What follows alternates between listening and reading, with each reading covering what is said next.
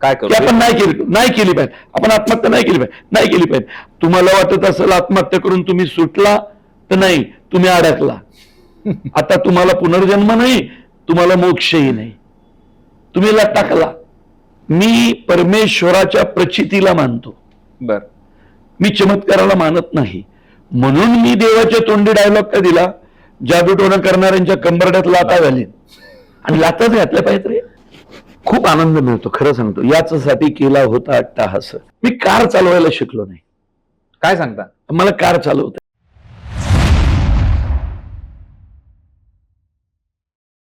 काय आयुष्यामध्ये ना, काही माणसं चांगली लेखक असतात, काही माणसं चांगले दिग्दर्शक असतात, काही माणसं ऍक्टिंग चांगली करतात.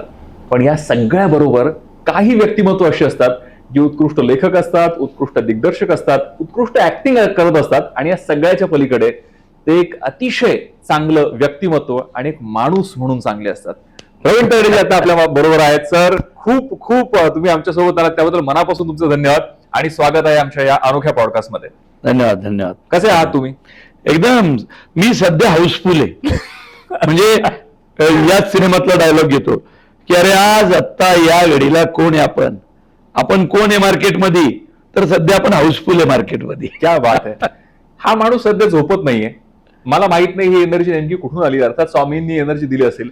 रात्री 2 वाजता त्यांचा एक लाईव्ह असतो, पहाटे 4 वाजता असतो, त्यांचा ड्रायव्हर त्यांच्या बरोबर असतो आणि त्यांचं म्हणणं असतं आता इथून इथे निघालोय, तिथून तिथे निघालोय. एक गंमत म्हणून प्रश्न, किती किलोमीटर फिरणं झालं गेल्या काही दिवसात? अरे बापरे. आता बघ ना, पुण्यावरून नागपूर, नागपूरवरून अमरावती, अमरावतीवरून अकोला, अकोल्यावरून शेगाव, शेगाववरून जळगाव, जळगाववरून अंमळनेर, अंमळनेरवरून एरंडोल, एरंडोलवरून पाचोरा, पाचोऱ्यावरून चाळीसगाव, चाळीसगाववरनं धुळे, धुळ्यावरनं मालेगाव, मालेगाववरनं आता नाशिक. क्या बात आहे. मध्ये डिझेल वगैरे मिळालं ना? सगळं काय लफडे झाले. स्वामींच्या कृपेने सगळं मिळालं. काय म्हणतात ना, आपण एवढा प्रवास करतोय पण सगळं स्वामींच्या कृपेने छान चाललेलं आहे. सिनेमाकडे यायचंय. खूप छान सिनेमा आणि आपल्याकडे खरं 100 कोटीच्या क्लब मध्ये जाणारे खूप बोटावर मोजणे इतके सिनेमे. मला तुम्हाला सगळ्यांना सांगायला आवडेल, क्रॉस द फिंगर्स, आता आपण जवळजवळ 80 कोटी पर्यंत, if I am not wrong, टेकलोय. 80 कोटी पर्यंत पोहोचलोय. आणि आजही तुम्ही त्यांचा आत्ताचा जर व्हिडिओ बघितला असेल लेटेस्ट, त्यामध्ये मालेगावचा रात्रीचा शो हाऊसफुल आहे. सर, मला सांगा की मला एक महत्वाचा प्रश्न विचारायचा आहे. एवढा सिनेमा लोकांना आवडतोय, एवढा लोकप्रिय झालाय, यामागचं कारण लेखक दिग्दर्शक म्हणून तुम्हाला काय वाटतं? स्वामींचा सिनेमा आहे हे त्यामागचं मूळ कारण आहे, की शेतकरी आत्महत्येसारखा विषय खूप वेगळ्या पद्धतीने हाताळला हे त्यामागचं कारण आहे? खरं सांगू का, मी आजपर्यंत जे काही 6 सिनेमे केले, सगळेच स्वामींच्या कृपेने सुपरहिट आहेत. सगळेच. या सिनेमाचं वैशिष्ट्य असं, 10 वर्षापूर्वी देऊळ बंद आला होता, 10 वर्ष लोक तो बघतायत. लक्षात घे, 10 वर्ष लोकांना. आणि मी काय केली ती गंमत, 10 वर्षापूर्वीच तो सिनेमा झाल्या मी तारीख पण आठवते मला, जुलै, ऑगस्ट, सप्टेंबर तो सिनेमा चालू होता. 24 जानेवारी 2016 मी अनाउन्समेंट केली ती पार्ट 2 ची. बापरे, 16लाच अनाउन्समेंट केली होती. 2016. त्यामुळं 10 वर्ष लोक वाट बघतायत रे, कधी येणार कधी येणार कधी येणार. पण मलाही करायचं होतं, पण मुळशी पॅटर्न आला, हंबीरराव आला, कोरोना आला मध्ये, मग धर्मवीरचे 2 भाग आले, त्यात ते राहून गेलं होतं. पण आता जो म्हटलं, आता हीच करेक्ट टाइम आहे दणका द्यायचा, की लोक ज्याची वाट पाहत आहेत तो सिनेमा आणायचा. तर या सगळ्यात 10 वर्ष ज्या प्रेक्षकांनी नियमित देऊळबंद 1 पाहिला, त्यांचा वाटा सगळ्यात मोठा आहे. क्या बात आहे, क्या बात आहे. मी तर, माझे सगळेच सिनेमे चांगले होतात, त्याच पद्धतीनं मी हा केला होता. मोहन जोशी, स्नेहल तरडे आणि 10 वर्ष वाट बघत असलेले प्रेक्षक यांचा वाटा सिंहाचा. क्या बात आहे. मला खरं विचारायचंय की त्या दिवशी प्रीमियरला होतो नाशिक मधल्या, आणि त्यांनी असं सांगितलंय त्या दिवशी अनाउन्समेंट, प्रवीण तरडे सर नव्हते, याचे ते 11 भाग करणार आहेत. ते तर विचारूयात सर काय. हे बघ, कसं आहे माहितीये का की निर्मात्यांचा हा कॉल आहे. बर. कैलास वाणी हे टोकाचे स्वामी भक्त आहेत. त्या माणसाला स्वामी भक्तीशिवाय काय सुचत नाहीत. तुमच्या इकडचे अभय नेरकर किंवा नेरकर कुटुंब जे त्यांच्यामुळे ते स्वामी भक्तीत आले. त्यामुळे या 11 भागात नाशिकचा वाटा खूप मोठा आहे. तर ते तेव्हा जे त्यांच्या मेव्हण्यामुळे स्वामी भक्तीत आले ते इतके त्यात स्वामी भक्तीत तल्लीन झाले. चित्रपट हा काही त्यांचा व्यवसाय नाही, बरोबर. ते बांधकाम व्यावसायिक आहे. पण त्यांना वाटलं आपण काहीतरी करून पाहू स्वामींसाठी. तर मग पुस्तक लिहायचं स्वामींवर का डॉक्युमेंटरी करायची का सिनेमा असे पर्याय होते. त्यात त्यांना मी सापडलो आणि सिनेमा सुरू झाला. आणि त्यांनी हे मला गेल्या वेळीच सांगितलं होतं मी या सिनेमाचे 11 भाग करणार. का तर आमच्या दोघांचा लकी आकडा 11 आहे. क्या बात आहे. माझी बर्थडे 11/11 आणि त्यांची 11. बर बर. असं त्यांची बर्थडे 11 आहे. तर आम्ही आपलं लकी आकडा 11 सांगून टाकलं. आणि आता ते होणार 11 भाग होणार म्हणजे होणार. मला या सिनेमाचं एक कौतुक असं वाटतं की जनरली कुठला आध्यात्मिक सिनेमा करताना कुठल्या महापुरुषांना घेऊन करताना एक दिग्दर्शकाला असा मोह होतो की सिनेमामध्ये कुठेतरी चमत्कार दाखवावा आणि तो चमत्कार लोकांना आवडतो बघायला. आपल्याकडे लोकांची ती मानसिकता आहे. हा कॉल प्रवीण तरडेंनी का घेतला की माझ्या सिनेमात मला चमत्कार दाखवायचा नाही असा कॉल का घेतला? कारण मी मानत नाही. बर. मी परमेश्वराच्या प्रचितीला मानतो. बर. मी चमत्काराला मानत नाही. म्हणून मी देवाच्या तोंडी डायलॉग का दिला जादूटोणं करणाऱ्यांच्या कंबरड्यात लाता घालीन. आणि लाताच घातल्या पाहिजे रे. मला ती ज्ञानेश्वरांची हरिपाठातली ओवी आठवली. योग याग विधी येणे नोहे सिद्धी वायाची उपाधी दंभधर्म. ही उपाधी आहे. करेक्ट. आत्ताची जी जेनझी आहे ना त्यांनी या लोकांना फाट्यावर मारलं ऑलरेडी. विषय फार तापलाय सो जरा कॉफीनी विषय थंड करूयात. मला खरं तुम्हाला विचारायचं आहे शेतकरी आत्महत्या हा इतके दिवस घडणारा सतत घडणारा भयंकर मोठा प्रश्न आहे आणि शेतकरी आत्महत्येवरती सिनेमे पण आले. पण शेतकरी आत्महत्येवरच्या सोल्युशनला घेऊन सिनेमा करावा असं का वाटलं? का माहितीये का आपल्याकडे काय झालंय माहितीये का? एक मिनिट थांबवतो बरं का. जनरली काय होतं कुठलाही लेखक किंवा कुठलाही दिग्दर्शक त्याला काय दाखवायला आवडतं की समाजात काय घडतंय ते दाखवायचं आणि त्याच्यावरती टीआरपी पुढे जातो. जनरली हे कॅल्क्युलेशन. बरोबर. शेतकरी आत्महत्येवरती सोल्युशन हा काही चर्चेतला विषय नाही. तो का घेतला?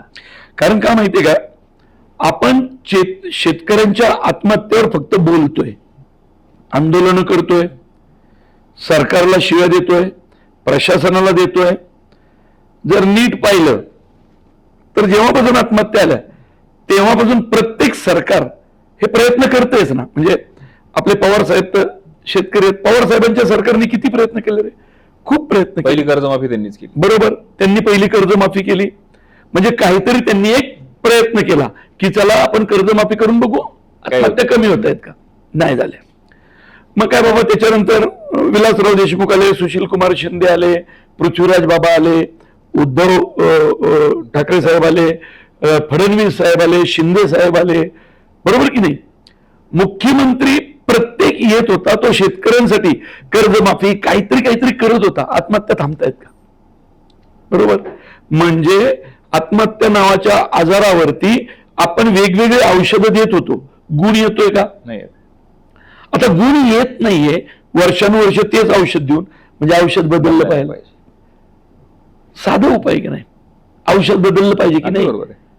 मी ते औषध बदलण्याचा प्रयत्न केला. क्या बात आहे. क्या बात. मी आत्महत्येवर रेमेडी करण्यापेक्षा मी सोल्युशन शोधण्याचा प्रयत्न केला. कर्जमाफी हे सोल्युशन आहे का? नाही. मलमपट्टी. बघ कदाचित मी शेतकरी आहे स्वतः म्हणून मला असं वाटलं की आत्महत्यांवरती आता औषध बदललं पाहिजे. क्या बात. आणि सगळ्यांचा हेतू चांगला होता. आपण कुठल्याच सरकारला नाव ठेवू शकत. सगळीच शेतकऱ्यांची पोरं आहेत की रे. कुणाला वाटतंय शेतकरी मारावं? फक्त मला असं वाटतं औषध बदललं पाहिजे किंवा एका औषधाने गुण येत नाही तर नवीन औषध ट्राय केलं पाहिजे. नवीन औषध ट्राय करण्याचा प्रयत्न झाला नाही असं मला वाटतं. म्हणून म्हटलं आपण जरा अध्यात्मातून बराचसा शेतकरी वर्ग देवाला मानणार आहे, आध्यात्मिक. वारकरी संप्रदायातला आहे, अध्यात्माच्या जवळून जाणार आहे. तर म्हटलं चला आपण देवाच्या तोंडून तरी त्यांना सांगू. देवाला आधी शेती करायला बोलू, देवाला शेती करायला लावू आणि देवाच्या माध्यमातूनच त्यांना सांगू की बाबांनो, आत्महत्या हे महापाप आहे असं गरुड पुराणात सांगितलंय.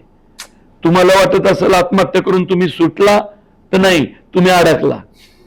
आता तुम्हाला पुनर्जन्म नाही, तुम्हाला मोक्षही नाही, तुम्ही लटकला. बरोबर आहे. तर आत्महत्या करून असं लटकायचंय का? आपण पुनर्जन्मावर बिलीव्ह करणारी लोक आहेत ना. हे एक मी नवीन औषध ट्राय करून बघितलं. बरं, याच्यात ना कुठे अंधश्रद्धा आहे ना, याच्यात कुठे तू सिनेमा पाहिलाय अर्थात. ना, अंधश्रद्धा आहे ना, चमत्कार आहे ना, कुठं सरकारला शिव्या घातल्यात ना प्रशासनाला. मी माझ्या देवाचा आधार घेऊन मी माझ्या शेतकरी बांधवांना एक नवीन औषध देण्याचा प्रयत्न केला. क्या बात आहे. आणि मला असं वाटतं, जो शेतकरी हा सिनेमा बघेल त्याच्या मनात संभ्रम तर नक्कीच निर्माण होईल काय की करू आपण नाही केली पाहिजे, आपण आत्महत्या नाही केली पाहिजे. आणि कसं असतं, आत्महत्येची ती वेळ, तो क्षण असतोय, तो क्षण तो क्षण एकदा टाळला की आत्महत्या वाचली. मला आठवतं, मुद्दाम इथे सांगायला आवडेल, मी सुरुवातीला आर्जिंग करण्याच्या आधी इन्शुरन्स विकत होतो आणि त्या इन्शुरन्सच्या ट्रेनिंगमध्ये जे आम्हाला शिकवायला यायचे, तर ते म्हणायचे की इन्शुरन्समध्ये आत्महत्या पण कव्हर आहे. तर आम्ही त्यांना म्हणायचो की असं कसं, मग लोक इन्शुरन्स घेऊन आत्महत्या करतील. ते म्हणाले की सुसाईड कॅनॉट प्लॅन. तो त्या सेकंदाचा विषय असतो. सेकंदाचा. एखादा माणूस ट्रेन समोर उभा आहे, तुम्ही त्याला ओढलं आणि त्याला विचारलं काय रे, काय करत होता, सोड मला, मी आत्महत्या करतोय, असं का, ती बघ दुसरी आली, जा, तो जाणार नाही. अरे करेक्ट बोलला तू, करेक्ट बोलला. खूप महत्वाचा आहे. म्हणून माझं असं मत आहे, उद्या माझा सिनेमा एखाद्या शेतकऱ्यांनी पाहिलाय आणि त्याच्या मनात आत्महत्या आली आणि त्या क्षणात जर त्याला सिनेमा आठवला, स्वामी समर्थ आठवले, आत्महत्या महापाप एक ओळ आठवली, कदाचित थांबू शकतो. एक वेगळा प्रश्न, जेव्हा तुम्ही मुळशी पॅटर्न केला, ते सगळं प्रत्यक्ष बघितलं, अनुभवलं आणि त्यातून शेतकरी आहात स्वतः, खूप जवळच्या एखाद्या मित्राची, शेतकऱ्याची आत्महत्या झाली, जी लागली, जिने झोपू दिलं नाही, अशी काही घटना घडली? हे बघ, माझ्या सख्या बहिणीच्या मुलीची आत्महत्या झाली. ती फर्स्ट इयरला कॉलेजला होती, नॅशनल प्लेअर. काहीतरी आईची काय काय भांडणं झाली असेल घरात, नाराज होऊन, पोरं तापट असतात, तर तिची झाली आहे. मी माझ्या सख्या भाचीची बॉडी पाण्यातून बाहेर काढली. तर ती घटना, तो क्षण कुठेतरी मनाला लागतो ना रे, जिला अंगा खांद्यावर खेळवली नाही का, अगदी खरं. जी, आणि अशी काय तिची हाईट होती, काय पर्सनॅलिटी होती, आणि काहीतरी डोक्यात आलं दिलं. तर कसं असतं, हे डोक्यात होतं कुठंतरी, हे डोक्यातच होतं ना, ते मी केलं. मी त्याच्यावर, म्हणजे माझ्या भाचीशी त्यावेळी कुणी बोललं असतं तर कदाचित वाचली असती की तिची आत्महत्या. तिने असा एखादा सिनेमा पाहिला असता तर वाचली असती की, बरोबर की नाही? अगदी खरं. 100% वाचली असती. तर हे कुठंतरी जवळून तुम्हाला गेलेलं असतं स्पर्शून, त्याशिवाय एवढी तगमग येत नाही, त्याशिवाय एवढी तगमग येत नाही. म्हणून मी विचारलं की माझ्या जवळच्या 1-2 मित्रांनी केलेली आहे. तर हे तुम्हाला अस्वस्थ करतं आणि मग औषध द्यावंसं वाटतं. हा, मग काहीतरी नवं औषध शोधावंसं वाटतं. आणि वेडे नाहीत रे आपल्या 7 पिढ्या 70 पिढ्या मागच्या, ज्या स्वतःला अध्यात्मात रमवून घेत आहेत, वर्षभर काम करून महिनाभर पंढरपूरला चालत जात आहेत. काय वेडे आहेत का ते? आषाढी ते कार्तिकी, आषाढी ते कार्तिकी. अरे कसं असतं माहितीये का, ते जे सगळे ना कष्ट वर्षभराचे, किंवा कष्ट म्हण, यश म्हण, फेल्युअर म्हण, या सगळ्याचा ताळमेळ, याचा अकाउंट टॅली करण्यासाठी ती पायी वारी असते. कारण त्या वारीत त्याच्यासारखा कुणीतरी समदुःखी पण असतो, त्याच्यासारखा सेम आनंदी पण असतो. त्या दुःखाची आनंदाची देवाणघेवाण त्या वारीमध्ये होते. प्रत्येक मुक्कामाला तुला काय वाटतं, वारकरी काय IPL वर गप्पा मारतात? वारकरी IPL वर गप्पा मारतात का? वारकरी गप्पा मारतात पिक पाण्यावर, पावसावर, पुरीबाळींच्या लग्नांवर, तुमचं पोरग किती वयाचं आहे, तुझी पोरगी किती वयाची आहे, तुझा उडीद कसा आला, माझा मुग कसा आला, कापसाला भाव आहे का, हरभरा कसा आला, ज्वारी बाजरीची काय परिस्थिती आहे, खरीप रब्बी कसा चाललाय, याच्या चर्चा होतात रे त्या वारीत. खेळमांडीला वाळवंटी ठाई नाचती वैष्णव भाई, ते सगळे वैष्णव भाई या विषयावरती ते याचे बोलायचे, म्हणून तेव्हा आत्महत्या नव्हत्या.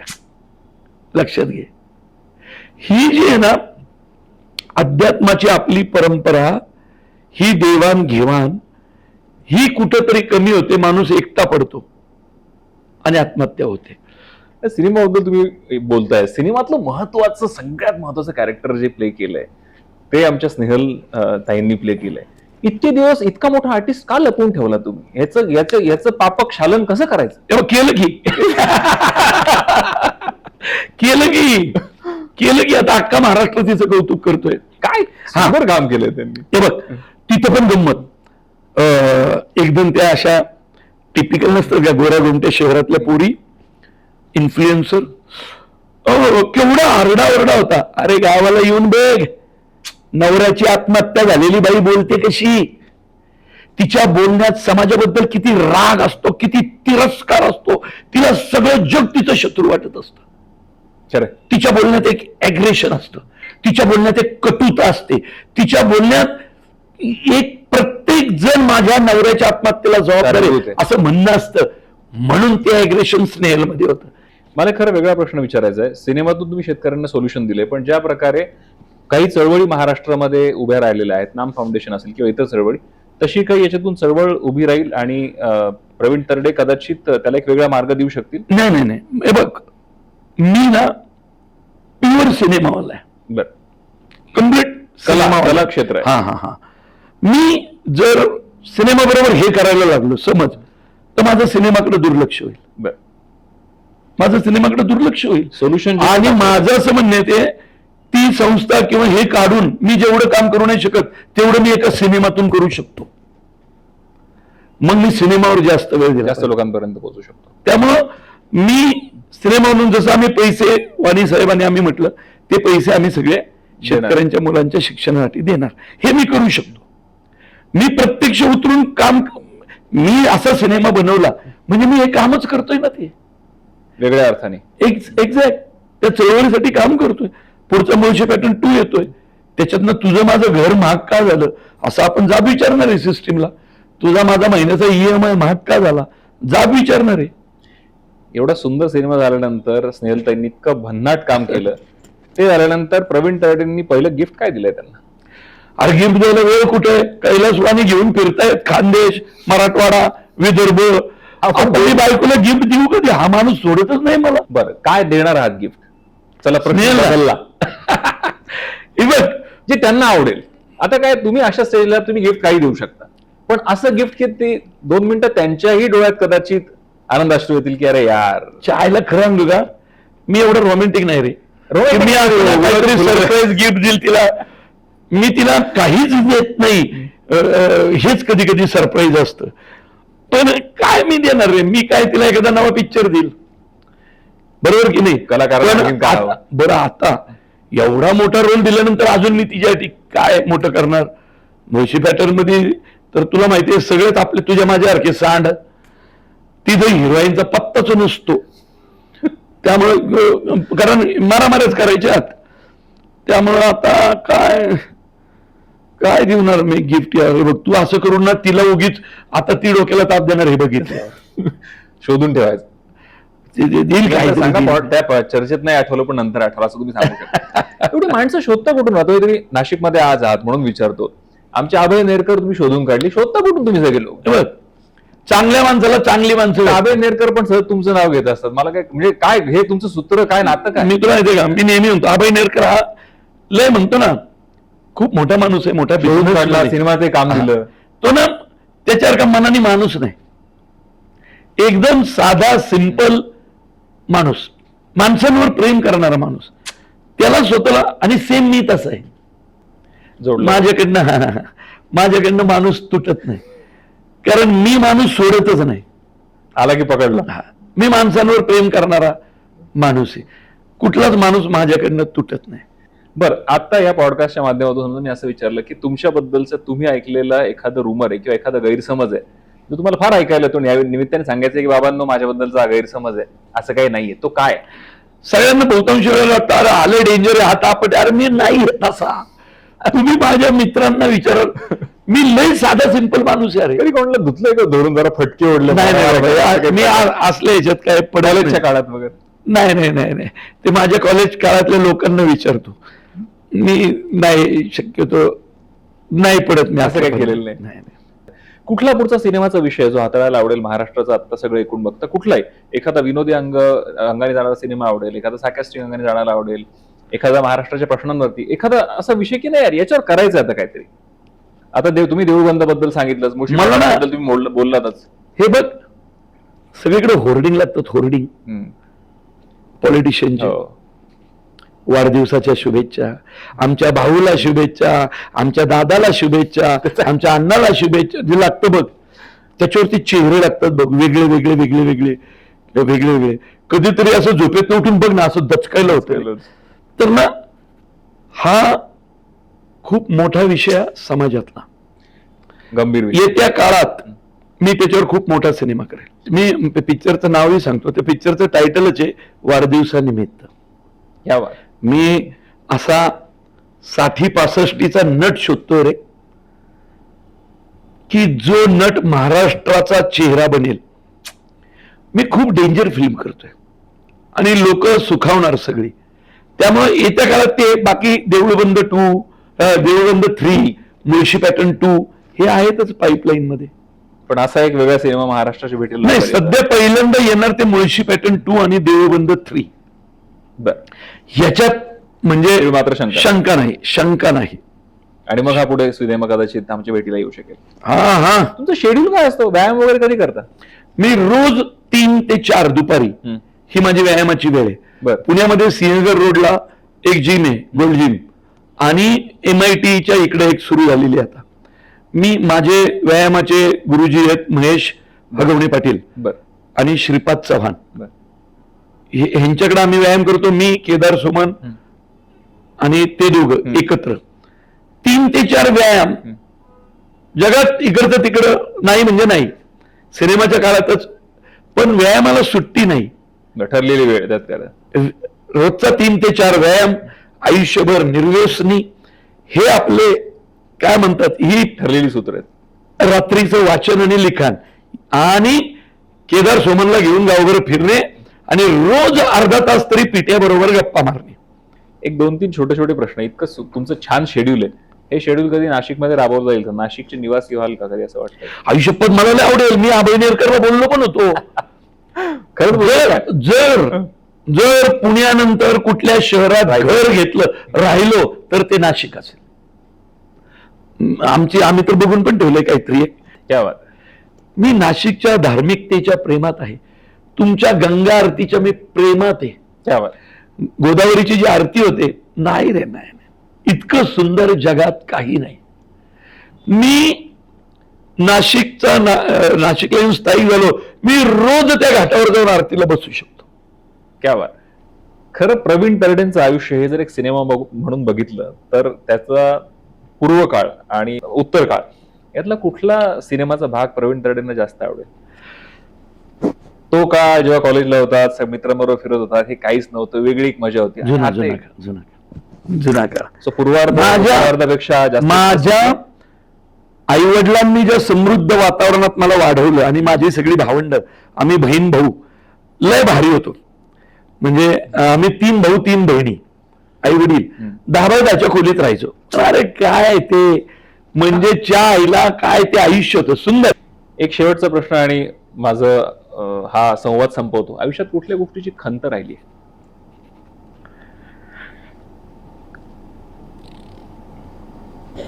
मनात बोचते, टोचते, खंत वाटते त्याची की यार हे राहिलं, यार हे छोटी गोष्ट आहे ना. मी कार चालवायला शिकलो नाही. काय सांगता? मला कार चालवता येत. तुम्ही ड्रायव्हिंग करत नाही अजूनही? मला ड्रायव्हिंग येत नाही, कारण जेव्हा वय होतं तेव्हा ऐपत नव्हती. कार शिकलो तर भीती वाटत होती की मी ड्रायव्हर म्हणून कुठेतरी नोकरीला लागायचो. खरं मला अशी भीती वाटायची. आणि मग आपलं नाटक सिनेमा राहील. खरं तर ड्रायव्हरची नोकरी ही सगळ्यात भारी नोकरी आहे. का? त्या ड्रायव्हरच्या हातात कुणाचं तरी आयुष्य असतं. म्हणजे तो माणूस किती मोठा असतो. म्हणजे मी प्रत्येक ड्रायव्हरला सारथ्य करणाऱ्या कृष्णाच्या भूमिकेत समजतो. तो वाहून नेतो सगळ्या गाडा. पण मला भीती वाटत होती की मी जर ड्रायव्हिंग शिकलो तर गाडी घेण्याची तर आपली ऐपत नाही, विनाकारण ड्रायव्हर झालो तर सिनेमा नाटक राहील. खरोखर या भीतीने शिकलं नाही? आई शपथ सांगतो, आई शपथ सांगतो. कारण ड्रायव्हिंग हा सगळ्यात सुंदर ऑप्शन असतो. तुला माहिती ना, माझ्याकडे गाडी नाहीये. काय सांगता? नाही, माझ्याकडे आजही कार नाही. माझ्याकडे टू व्हीलर आहे, ऍक्टिवा आणि बुलेट. या 2 बातम्या आहेत बरं का महाराष्ट्रासाठी. एक, प्रवीण तरडेंना ड्रायव्हिंग येत नाही, हे माझ्याकरता स्वतःकरता धक्का आहे. आणि कुठली बाईक आहे तुमच्याकडे? माझ्याकडे बुलेट आहे बरं. आणि माझ्याकडे ऍक्टिवा आहे. खरं खूप गप्पा मारण्यासारखे आहेत, पण तुम्हाला महाराष्ट्राचा दौरा आहे, सगळीकडे फिरताय म्हणून जास्त वेळ तुमचा घेत नाही. या निमित्ताने सगळे प्रेक्षक तुम्हाला बघतायत, सगळ्यांना काय सांगाल? खूप आनंद मिळतो, खरं सांगतो. याच्यासाठी केला होता अट्टाहास असं वाटतं. प्रत्येक शो हाऊसफुल व्हावा अशा परिस्थितीत आहे. 80 कोटीचा सिनेमा आलोय, 100 कोटी व्हावा अशी लय माझी मनोमन इच्छा आहे. क्या बात आहे. तुम्हाला खूप शुभेच्छा आणि पुढच्या सगळ्या सिनेमांकरता शुभेच्छा. तुमच्या होर्डिंगच्या सिनेमाची पण आम्ही मनापासून वाट बघतोय. वाढदिवसानिमित्त. पण त्याच्या आधी मुळशी पॅटर्न मुळशी. 2, नाही तर पुनीत बालन अभिजित भोसले मला जगू देणार नाहीत. खूप शुभेच्छा आणि गप्पा मारल्या त्याबद्दल मनापासून धन्यवाद. धन्यवाद. थँक्यू.